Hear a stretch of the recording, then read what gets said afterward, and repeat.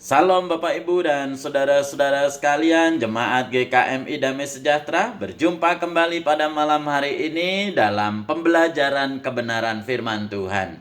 Malam hari ini saya mengajak kita untuk membaca kembali kebenaran firman Tuhan tentang Priskila dan Akwila yang terambil di dalam Roma pasal yang ke-16 ayat yang ketiga sampai dengan yang kelima. Roma 16 ayat 3 sampai dengan yang kelima, demikian firman Tuhan.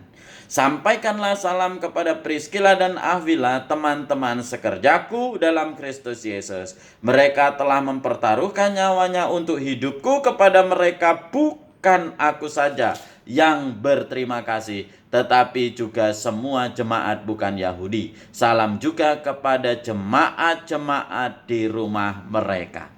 Bapak, Ibu, dan saudara-saudara, kita mau belajar pelayanan dari keluarga Priskila dan Akwila. Belajar pelayanan dari keluarga Priskila dan Akwila. Kita tahu bahwa Priskila dan Akwila bukanlah orang yang sekolah teologi, bukan sekolah pendeta. Dia bukan pendeta, tetapi pelayanannya, saudara-saudara, patut diteladani. Apa itu? Yang pertama, saudara-saudara, Priskila dan Akwila adalah orang yang setia dalam pelayanan. Apa buktinya? Rasul Paulus berkata bahwa sampaikan salam kepada Priskila dan Akwila, teman sekerjaku.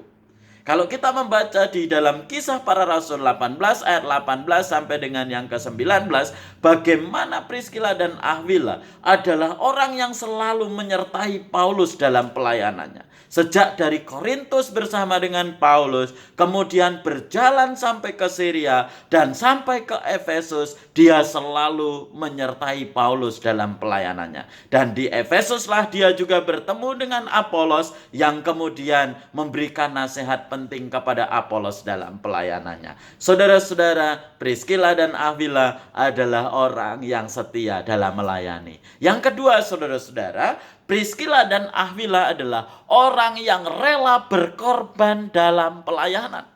Firman Tuhan katakan di dalam Roma 16 ayat yang keempat tadi, dikatakan bahwa dia telah mempertaruhkan nyawanya bagiku. Saudara-saudara, bukan sekedar harta yang dikorbankan oleh Priskila dan Akwila. Bukan hanya sekedar tenaga, tetapi nyawa sekalipun dipertaruhkan, dikorbankan untuk pelayanan, untuk pekerjaan Tuhan. Ini luar biasa dan patut kita teladani, saudara-saudara. Karena di dalam pengorbanan seseorang untuk melayani Tuhan, pasti tidak akan pernah sia-sia, karena Tuhan akan memperhitungkan pengorbanan kita. Yang ketiga, saudara-saudara, pelayanan Priskila dimulai dari persekutuan dalam keluarga. Bagaimana di tengah-tengah keluarganya disebutkan bahwa ada persekutuan, ada jemaat. Itu disebutkan di Roma 16 ayat yang ke-5a tadi.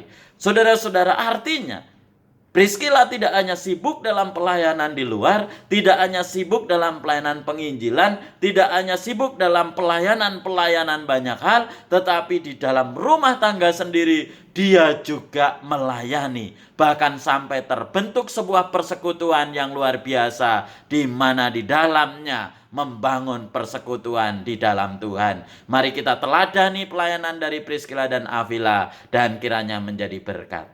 Amin.